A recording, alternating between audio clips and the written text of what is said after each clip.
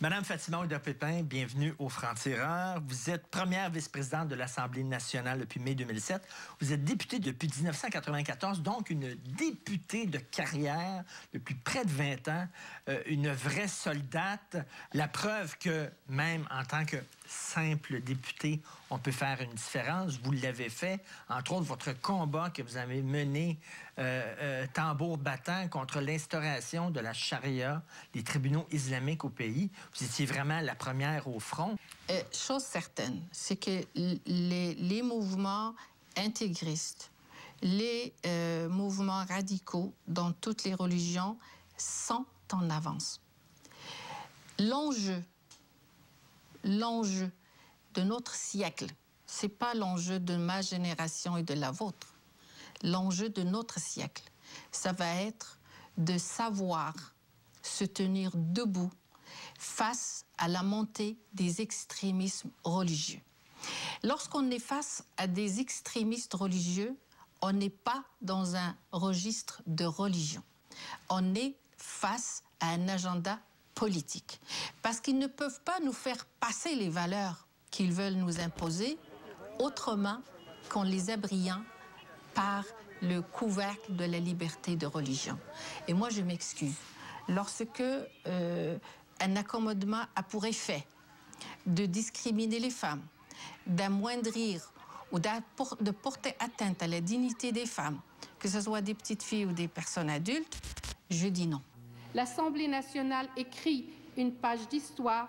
Les parlementaires québécois ferment la porte à l'implantation de tribunaux islamiques basés sur la charia, la loi religieuse qui régit plusieurs aspects de la vie des croyants musulmans. On laisse les Juifs faire ce qu'ils veulent, mais pas les musulmans. Cet imam a déjà fait parvenir une lettre de protestation au gouvernement au nom du Conseil musulman de Montréal. Le défi que je lance, moi, c'est de dire aux démocrates, ceux qui pensent qu'ils sont démocrates, ils ont une responsabilité. Nous avons tous une responsabilité, qui est celle de faire barrage à ces mouvements-là. Mais la diversité religieuse, elle est difficile à apprivoiser parce que les religions sont source de conflits. Peu importe le bagage religieux qu'on porte, on sait qu'il y a eu des croisades, on sait qu'il y a eu le colonialisme. Ces références ne sont pas des références très invitantes pour le dialogue.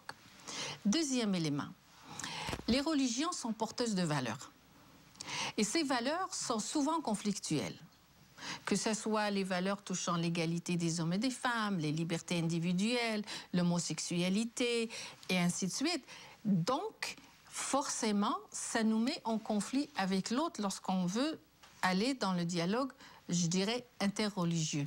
Donc, on est dans une période transitoire. Donc, c'est normal qu'on est un peu mêlés. On est à la dernière frontière, qui est celle de dialoguer sur le plan religieux. Et cette dernière frontière est difficile à traverser parce que pour pouvoir la traverser, il faut être équipé. Et l'équipement dont on a besoin, c'est la connaissance. Il y a une phrase que vous avez dite qui m'a très bouleversé.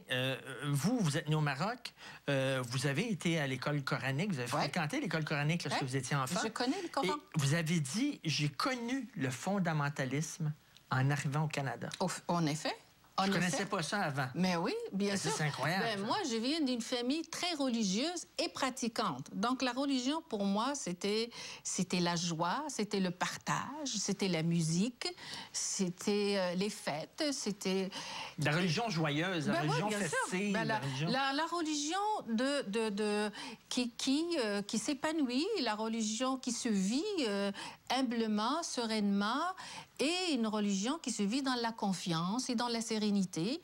Ma mère m'exigeait d'inviter mes amies juives aux fêtes religieuses et mes amies chrétiennes. C'est un devoir qu'il fallait qu'elles soient là.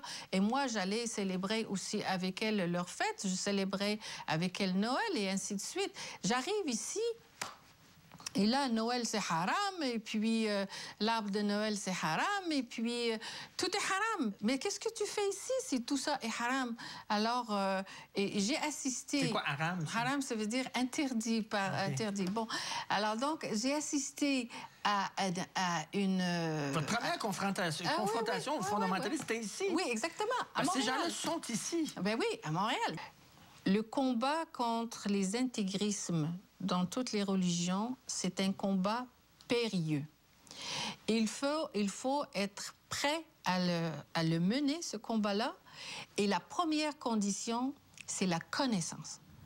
Si vous ne connaissez pas ces phénomènes, si vous ne connaissez pas leur structure, leur organisation, leur agenda, où est-ce qu'ils s'en vont et qu'est-ce qu'ils veulent, ça ne sert à rien de vouloir vous attaquer à plus fort que vous. Comment ça se fait que vous n'êtes pas ministre des communautés culturelles?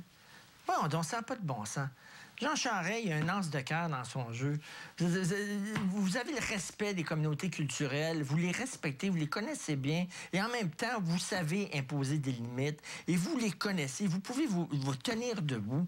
Comment ça se fait que vous n'êtes pas ministre des communautés culturelles? Je suis... J'en viens pas de ça. Écoutez-moi bien, moi j'ai le privilège d'être députée, c'est déjà quelque chose. Les fonctions transitoires comme celle d'être ministre, ça relève de la responsabilité du premier ministre. C'est lui qui choisit parmi l'équipe les gens avec lesquels il veut mener quelques dossiers. Dans une famille, comme un parti politique, parce que c'est une famille, vous avez des enfants, vos propres enfants, ils ne se ressemblent pas, ils n'ont pas nécessairement tous le même comportement, mais ça fait quand même une famille. Et il arrive parfois qu'on ne soit pas sur la même longueur d'onde. Par exemple, sur la question de la neutralité du rôle de l'État, moi, ma réflexion ayant déjà été faite en dehors de la politique, c'est une conviction profonde. C'est-à-dire, je suis capable de défendre la neutralité de l'État devant le diable et le bon Dieu. Mais... c'est peut-être pas celle défendue par votre famille. Ben, évidemment, dans le sens où, dans mon gouvernement et le gouvernement du Québec, on n'est pas rendu là, c'est pas une raison pour moi de dire, bon, ben, ce n'est plus mon parti. Il faut cheminer aussi avec les gens. Il faut faire de la sensibilisation, il faut prendre le temps de réfléchir, de partager aussi notre réflexion. Moi, j'ai un cheminement particulier et ce cheminement-là, ben, il n'est pas fait par tout le monde. Dans ces questions-là, j'entends. Alors, c'est ma façon, moi, de voir les choses. Et la vie politique, on sait comment ça marche. Il y a des moments difficiles, il y a des moments qui sont plus favorables.